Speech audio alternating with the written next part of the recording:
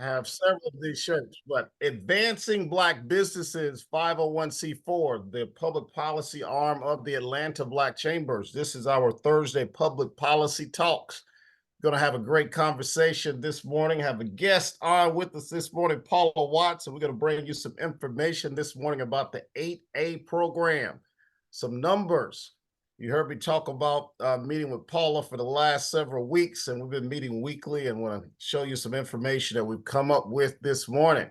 So we are almost underway. The time is 8:31. 8:31. Getting started in 1 minute. 1 minute. All right, that clock just changed to 8:32. That was quick. Seemed quick anyway. But hey, let's get started. Right underway. This is Advancing Black Businesses, our 501(c)(4) that represents the Atlanta Black Chambers. Also represents the Georgia Coalition of Black Chambers, a big partner of ours. We do have some of the presidents on. Thank you, Georgia Coalition of Black Chamber presidents, for your support. We also have a few events coming up, y'all. We got a few events. You heard me talk about it a lot. We'll be putting that in the chat. Raquel Hill is working behind the scenes. Thank you so much, Raquel Hill, for working with us on this Zoom. But the golf tournament is this coming June the 24th. June the 24th, that's Advancing Black Businesses annual fundraiser. It will be at Top Golf Atlanta in Midtown, Top Golf Atlanta Midtown. We'll put that in the chat. You can actually have up to six teams per bay. Up to 6 teams per bay. The cost is $175. We're also working it out where you can actually come out and network. If you don't want to swing that golf club, come out and network. We're going to have that posted sometime soon within the Eventbrite to where you can actually pay and come out to just network. It's going to be a big networking event. We're looking forward for our golf tournament June the 24th. It's going to start around noontime golf. It's going to be a different way of playing golf in a golf tournament. We're going to talk about the rules as we get closer to that. And I will actually be at Top Golf this morning checking out the facility, meeting with our top fundraiser, Keisha Carter, and our lobbyist, Deanna Harris. Also, our DC fly-in, which is September the 12th through the 15th. That is during the annual conference of the Congressional Black Caucus. It is when we as Black people convene in DC. It will be thousands of us in DC talking about public policy, talking about how to change our Black community in September. So we're looking forward to that. I know there's many of you have already signed up. We only have a select number of slots. So please sign up as early or as soon as you can. That Eventbrite is on. That Eventbrite link is going in the chat if it's not already in the chat. Also, our standing survey, only a 2-minute survey. Please take that survey if you have not taken that survey. Also, we're going to put in the chat. You heard me talk about last week. I talk a lot about the racial wealth gap and closing that racial wealth gap. So I'll be on a campaign throughout public policy talks and educating you on that racial wealth gap.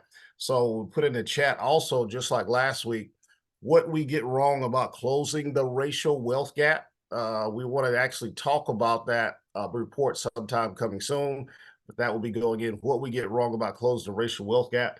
That myth number 3, excuse me, I was about to say number 3, that myth number 6 is about Black businesses. I want you to definitely hone in on that because we're here talking about Black businesses. We talk about Black consumers. We talk about how we support our Black businesses here. But that myth number 6 is about Black businesses. Okay, we don't have much time this morning, y'all. We're actually looking at extending this time somewhere down the road past 9 o'clock, but we're trying to get through this by 9 o'clock. We may go over just a couple of minutes, but I have Miss Paula Watts, who is an expert in this 8A program. I've known Paula Watts for many, many years. Paula and I spoke at an event in Fayetteville at a church on Black history, on how slavery relates to Black history, a lot centered around research and studying around slavery, Black history. So Paula and I have been talking since then. Paula has actually done several training classes over the past 7, 8 years for the Atlanta Black Chambers. So thank you, Paula, chamber member of the Atlanta Black Chambers. She is also owner, president, and CEO of Government Procurement Innovators. This is our expert. Paula actually worked for the SBA for many years. Thank you, Paula, for coming on. I know you're going to share the screen and talk about some data that we found out about the 8A program. Take it over, Paula. And you see, you're on mute. Let's get her off mute. Let's see. There you go. Okay. Thank There you. we are. Thank you. I'm so excited about all that you all are doing on both sides with ABC as well as this component of it, and even having a lobbyist, because we do need to have someone speaking for us on our behalf. And for me, and for those of you who may not know of me, I'm sort of different. I play on both sides, meaning most of my career, I grew up in the 8A world up in DC, had my own business, grew it to close to $15 million in contract, had bad partner, blah, blah, blah.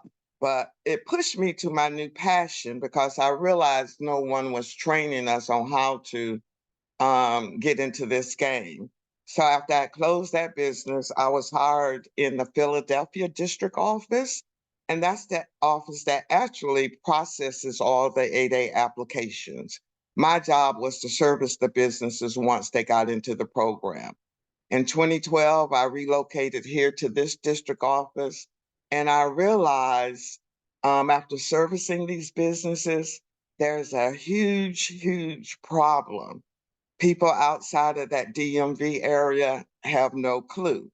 And I just wanted to share my screen and just show you all some of the data that I felt on the inside, but I've done a deep dive into this program because I realized nobody is really focusing on us and what's occurring with us. So I service 40 businesses in my portfolio. Out of the 40 businesses, only 5 or 6 was really winning contracts. The 8A program, for those of you that don't know, it was originally created for us. It was created to give us a leverage in being able to be competitive in government contracting. Throughout the history, it has changed. They're trying to really cut all aspects of it out. But right now, while it's here, we're going to leverage it. But the 8A program is a 9-year program that is a true business development program. It is the only program that allows you to go to any federal agency and they can award contracts up to $4.5 million with no competition. And so as I started looking at my numbers and the businesses that I was servicing and started going to these events, what I realized was the businesses from DC was coming here to win. And this is the dynamic small business search that SBA maintains and controls. So when you look at this number right here, you have 208 businesses that are in the 8A program. Out of the 208, I would say roughly 120 are Black owned. And for me, you have 1,200 members in this chambers. I refuse to believe that we don't have more than 120 Black-owned businesses in the entire state of Georgia that can qualify into this program. Something is wrong. So when you look at the numbers here, you can see the number of businesses that are in Virginia and Maryland. That's roughly 1,600 businesses. And what I found was businesses was coming here to win contracts.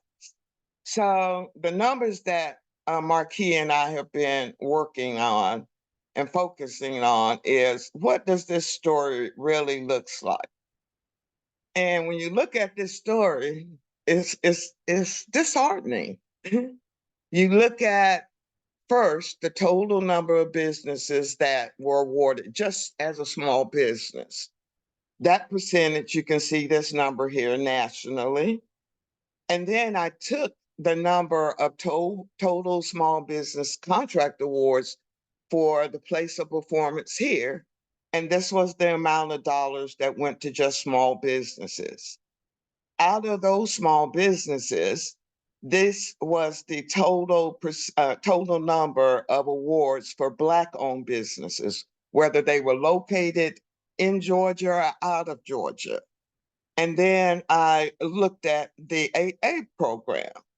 What amount of dollars were actually coming from that 83 billion into the 8A program? And then this is that number.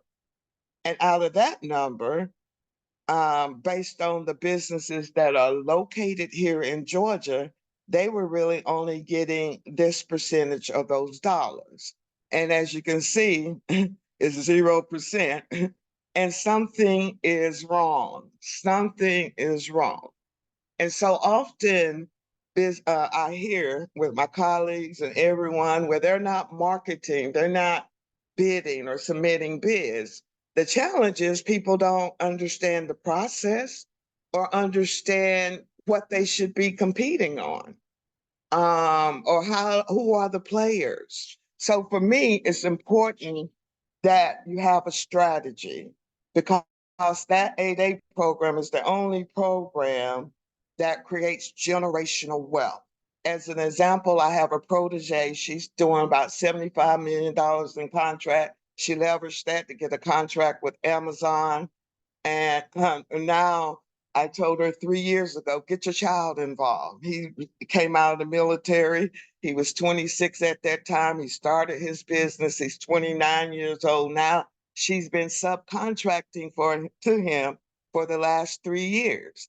Now he's in a position to go into the 8A program and get another 9 years. Currently, her 23-year-old is now coming through the program. So for me, this is the game changer, but we don't really understand the rules of engagement and how to play in this game. I do not encourage people to get into the 8A program until they're ready, because as I said earlier, the average 8A will not receive their first contract until their fourth or fifth year. My goal is that you come in the door with the guns, understand how to leverage all of SBA's programs, how to leverage these certifications, have a contract waiting on you, waiting on that 8A certification. Because again, when you look at sole source contracts, those contracts will never, ever be advertised. I use this database here, usaspending.gov, and help small businesses and 8A firms begin to create a strategy around those contracts that will never be advertised against those who are graduating from the program. I will consistently say, unless you work on the inside of SBA, no one understands their operations. And everybody else is information based. Go get registered in SAM. Go get your certification. But for me, it starts right where we are right now. We start with the budget. We start looking at who's your congressional representative, understanding how that agency is planning on spending that money for that fiscal year. I'm talking fast, Markee, so you can jump in and see if I have any questions. But Yes, go, keep going, keep going. I've Mhm. also broke down my theory through this database. You saw up here the 8A contracts that were awarded in the state of Georgia. That was 1.4 billion. And then over here, I outlined which agencies and who were the recipients and where were they coming from. And as you can see, we're not playing. My Yes. theory is actual factual. And over here, these are the firms that have won this 366 in the state of Georgia.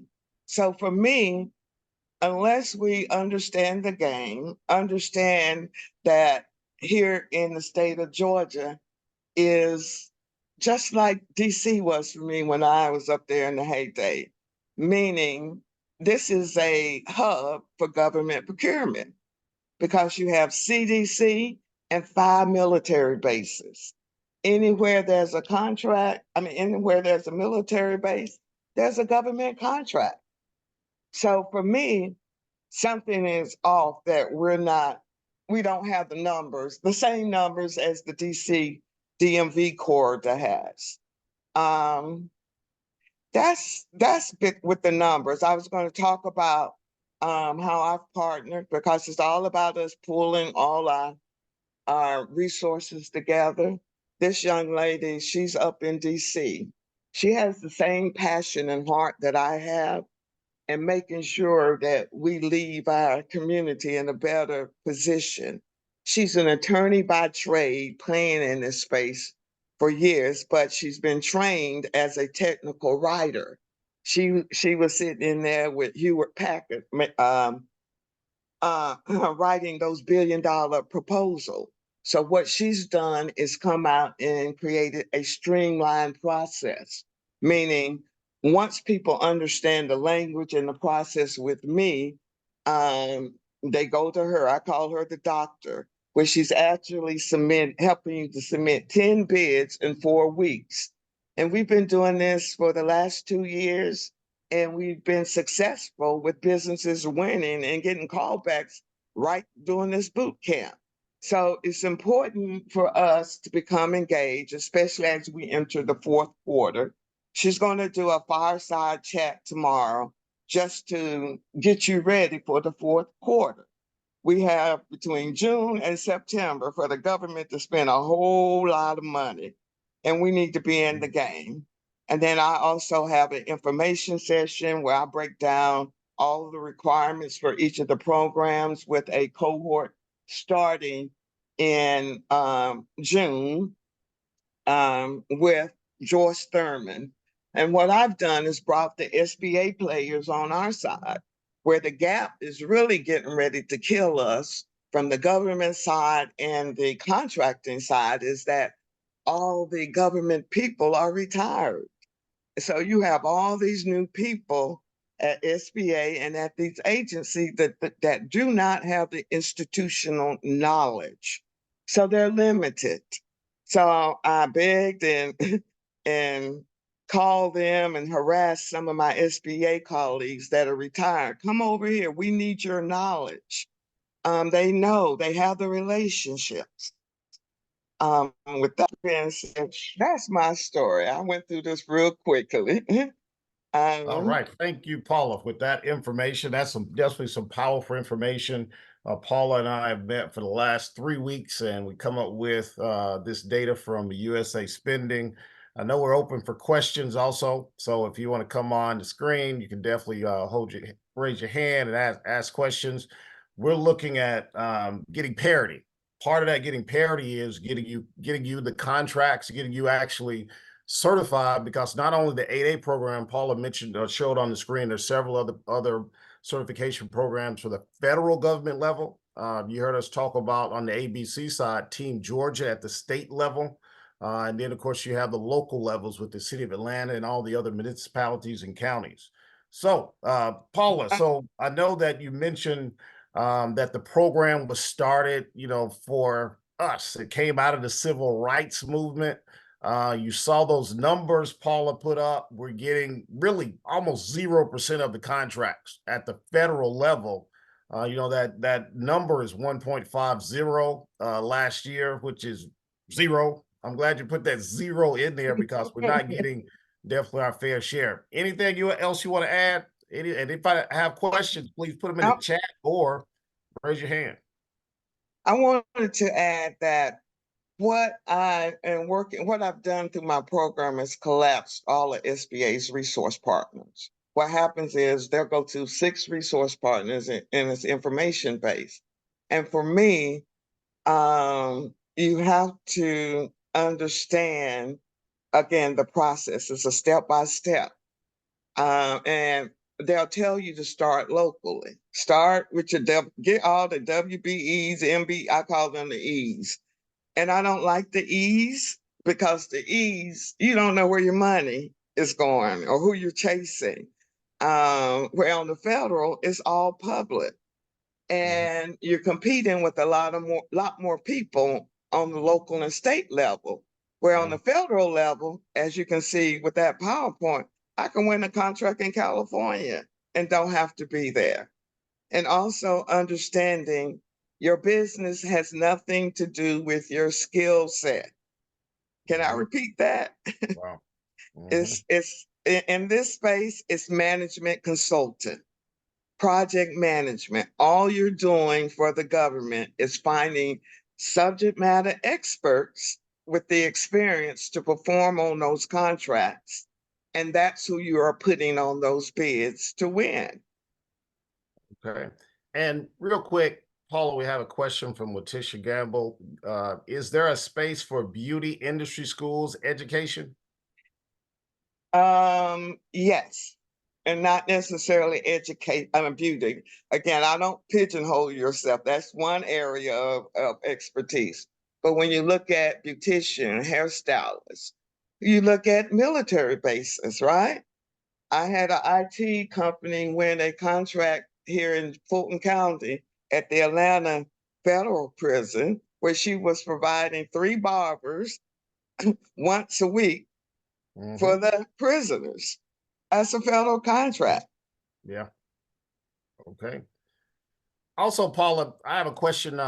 Many of us on the call are not certified in the 8A program or may not be certified in any of the certifications. I know we talked about just being a small business and going after federal contracts. What do you have to say about that? To me, that's what I prefer before you even think about 8A, because on the federal level, they specifically have contracts that are set aside for small businesses. Those buys are 250,000 and below. It's not going to be as intense as a big solicitation. All they're looking for is your number. As an example, I had one student, the government needed a 3-day event place, a meeting space. She found the hotel's cost was 48,000. She put her cost in at 104,000. She won. That was 3 months.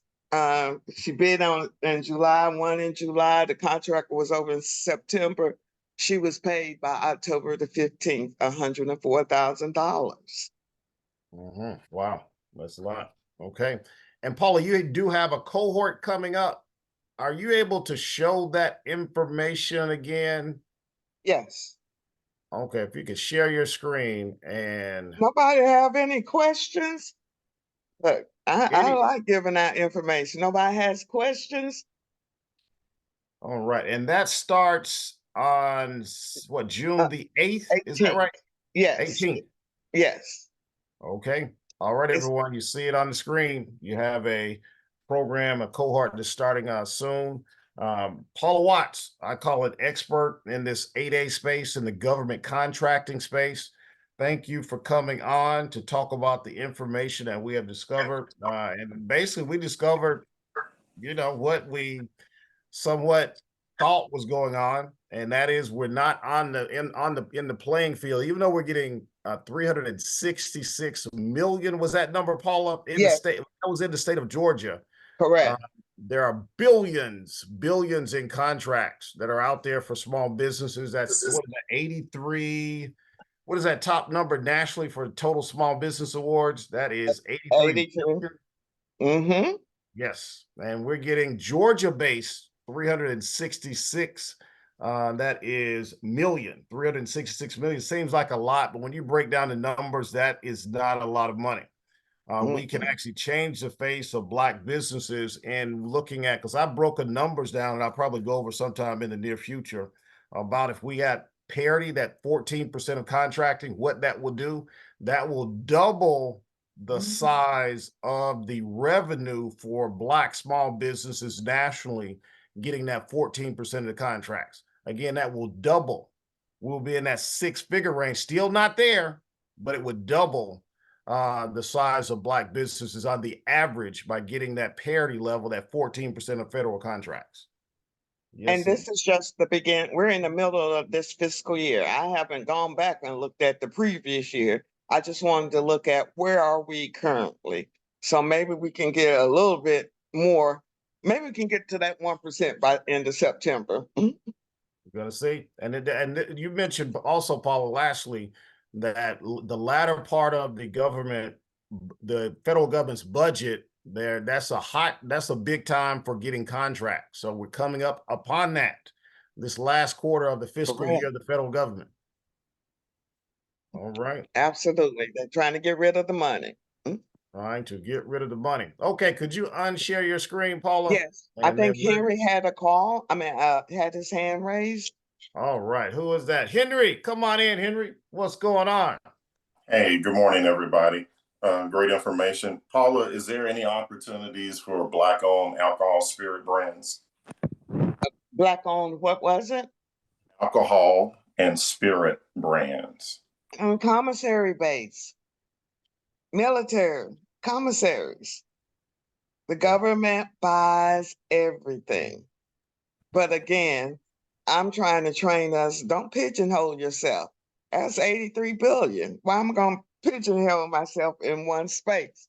When you say pigeonhole, what do you mean? You can have multiple services and products that you can sell to the government. It does not have to be in one specific industry. Oh, I got several things, but this right here is one of the strongest things going on in the Black community right now. We have a lot of Black-owned brands online, and it resonates across the entire community. Restaurants, these being small businesses, events. We're always going into hotels. And now that you said it, you're right about the commissary, because I remember, some of my friends from the military, when they would come home and I would need some alcohol, they'll take me up to Fort McPherson. So, I got several, but this one here is strong in our community. So I wouldn't take this one lightly. So thank you for that information. I'd like to find out more on the series. All right. Thank you, Henry. Montina Young Frazier, what's going on? I see your hand raised. Hey, y'all. Good morning. Good morning. Paula is awesome. I met Paula back, 2015 or 16 when she was at SBA and spoke to my class. And I think Cassius came in and spoke to us at the time. But Paula, you all, in one call that I've seen in the past, and then when you told us the story at SBA about the $1 million contract, which was your first contract, you have talked about lawsuits. I have a friend right now that is an 8A certified company, and she's actually in a lawsuit right now with someone that she did sub out some work to. So in your, one thing that I just want to make, others aware that are listening in is, what do you suggest that the businesses have in place if they're doing teaming, subcontracting, because this is actually a mess. It's a mess for my friend. She's going to have $60,000 to $70,000 just in attorney fees fighting because she subbed out some of that work. Insurance, making sure, and for me in that first business, because again, I was sued. If you have employees, make sure you have employment practice liability insurance. But for that situation, you can get in. I don't know if many of you heard of PCRs, the Procurement Center Representative. That's the retiree that's going to be teaching the class next month. They are your advocates. Office of Government Contracts, have her to reach out to them to see if they could provide any assistance, Montina. Sometimes they can be a bridge between the two, but I know that's a lot. No, I just wanted you to mention, because I know, one of the challenges that we have is we know that there are so many opportunities, but there are also a lot of opportunists. And also, when we talk about the management consulting, especially in this space, everyone's like, oh, I'll just sub out the work, and you have to self-perform 49% anyway. But I just want us to make sure that we're mindful that we need to vet anyone it is that we're going to sub work out to, y'all. We have to vet these folks. Absolutely. You have to date. You have to date. Yes, Yeah. you have to be able to know who you're marrying, because it's a marriage. Yes, And it Thank I've is. spent All right. $125,000 in attorney fees. You don't want to be sued. All right. All right, y'all. It is 9:01, and I missed the question in the chat, Paula. We're about to get out of here. Give me just a couple of minutes, everyone. From Charles, what are the common mistakes that businesses make when bidding for contracts that get you eliminated? Not following the instructions, Hmm. looking at the evaluations. What are they asking for? That's the common thread. No one understands their language and how they should respond in these responses. Okay. All right. All right. Okay. And Dr. Daisy Jones asked, can we get a link? Get the link for the event coming up? Is that or is that in there? That's Yes. There it is. It's in there. All right. All right, y'all. Okay. Thank you so much, Miss Paula Watts. Great information. Yes. We'll be talking sometime soon. Uh, Everyone, thank you for coming on to Advancing Black Businesses Thursday Public Policy Talks, where we're going to talk direct about you getting contracts, growing your businesses, or we're going to talk about some indirect things. This is a direct way that we talked about that 8A program for the federal government contracting. Thank you. Hope to see y'all on June the 24th, our annual golf tournament at Top Golf. Looking forward to it. That information was in the chat. You can go on and sign up on Eventbrite. Looking forward to seeing all of y'all. Also, the DC fly-in September 12th through the 14th.